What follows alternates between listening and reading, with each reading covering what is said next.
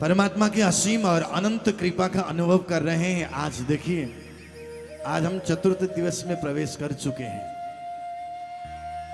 बाहर कल रात से ही बारिश हो रही है और यहां कान्हा आने की तैयारी चल रही है। बारिश तूफान जब आ जाए तभी तो कन्हैया आ जाएंगे।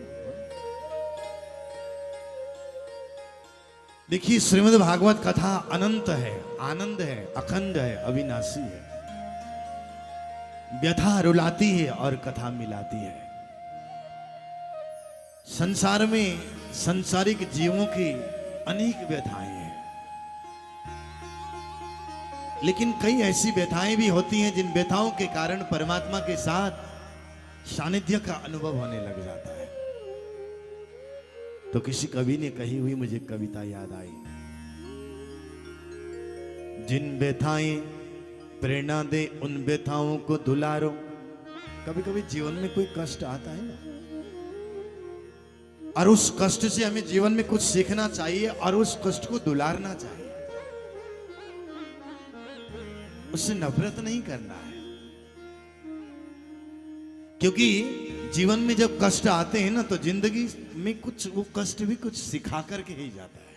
कोई तकलीफें आ जाती है ना, तो कुछ सीखने को मिलता है। हम तो एक ही बार में घबरा जाएंगे। जिन व्यथाओं प्रेरणा दे उन व्यथाओं को दुलारो। कारण दीप बुझ बुझ करके जला है, वृक्ष कट कट करके बड़ा हुआ है। अर्जुन व्यथाओं से, जिन व्यथाओं से जिंदगी जीने की कला आ जाए, उन व्यथाओं की आरती उतार। श्रीमद् भागवत कथा ये अनंत आनंद और व्यथाओं से दूर ले जाने वाली कथा है।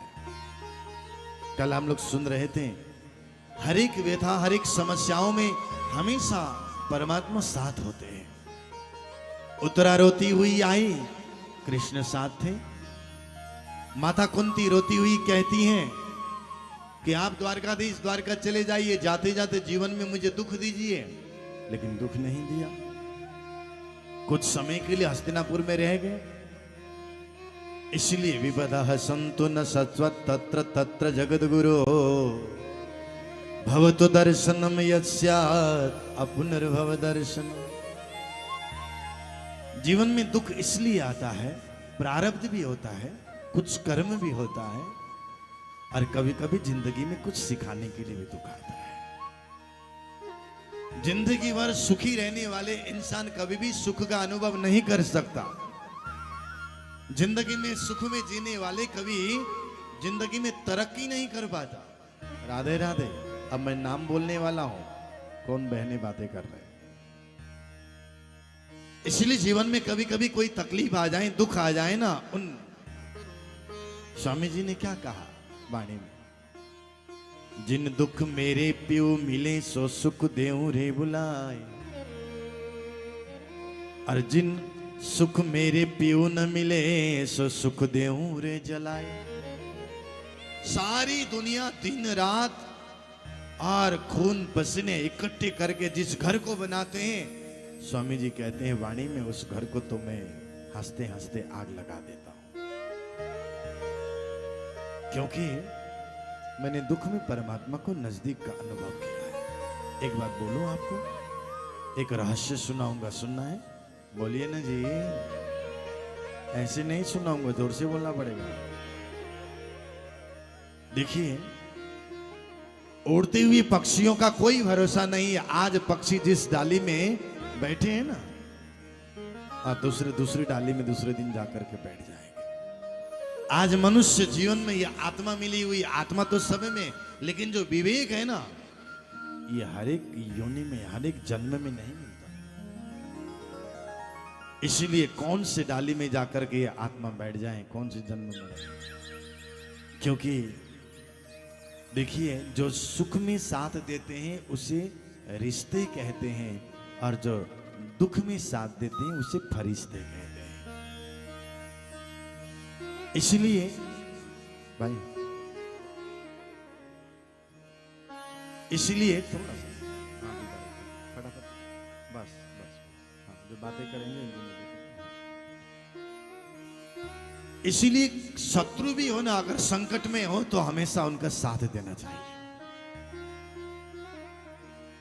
यहां कई लीलाएं हुई, कुछ दिन के लिए रुक गए, क्योंकि जिंदगी में समस्याएं तो आती है। देखिए, आसान तो कुछ भी नहीं है इस संसार में, क्योंकि एक सांस लेने के लिए भी ना पहली सांस को छोड़नी पड़ती है। और हम कहते हैं हमारे जिंदगी में बड़ी तकलीफ है, कष्ट है, समस्या है, परेशानी है, घर में, परिवार में। अरे जितनी समस्या राम जी के जीवन में आया, इतने हमारी समस्या हमारे जीवन में आए। जा सकेंगे हम जंगल में 14 वर्ष तक? जितनी समस्या कृष्ण जी की जिंदगी में आई, और इतनी समस्या हमारे जिंदगी में आई है क्या? जन्म लिए कारागार में और चले गए गोकुल में। जब से पूतना आई, अगासुर, बकासुर, न जाने कितने राक्षस आए, समस्या ही समस्या खड़ी है। इसलिए हमें यह समझना चाहिए, क्योंकि जीवन में दुख और सुख परमात्मा का दिया हुआ आशीर्वाद है। चाहे वो तन से हो, चाहे मन से हो, चाहे धन से हो, दुख तो दुख है। क्योंकि कोई, देखिए, कोई धन भी ना रहा तो उदास, थोड़े थोड़े सब दुखी सुखी राम के दास। कोई तन दुखी, कोई मन दुखी, कोई धन भी ना रहा तो उदास। कोई तन से दुखी है, कोई मन से, कोई धन से, सब दुखी है। देखिए, और कितने तो ऐसे दुखी हैं कि कथा में आकर के बैठते हैं, पालथी मार के बैठ नहीं सकते, यही दुखी है। कितनी देर बैठेंगे नीचे? एक दिन ऐसा भी आएगा, कुर्सी और सोफा में बैठे बैठे भी पांव दुखने लग जाएगा, वो भी दुखी। यहाँ कल परसों इशारा कर रहे थे हमारे मनोज जी, शिव जी को आइए आइए नाचिए करके, दिल्ली वाले। वो घुटन दिखा रहे थे, मेरे नहीं चले। सब दुखी है। सास बहू से दुखी है, बहू सास से दुखी है, माता पिता बच्चों से दुखी हैं, और बच्चे माता पिता से दुखी हैं। सारा संसार दुखी है। इसलिए सुखदेव जी महाराज कहते हैं कि राजन, सुख और दुख में हमेशा निरंतर परमात्मा का ध्यान करो। दुख में इसलिए ध्यान करना क्योंकि दुख में ध्यान करने से दुख चला जाता है। सुख में इसलिए ध्यान करना क्योंकि सुख में ध्यान करेंगे तो दुख नहीं आएगा। राधे राधे वाला, इसलिए सुख दुख में ध्यान करते रहो।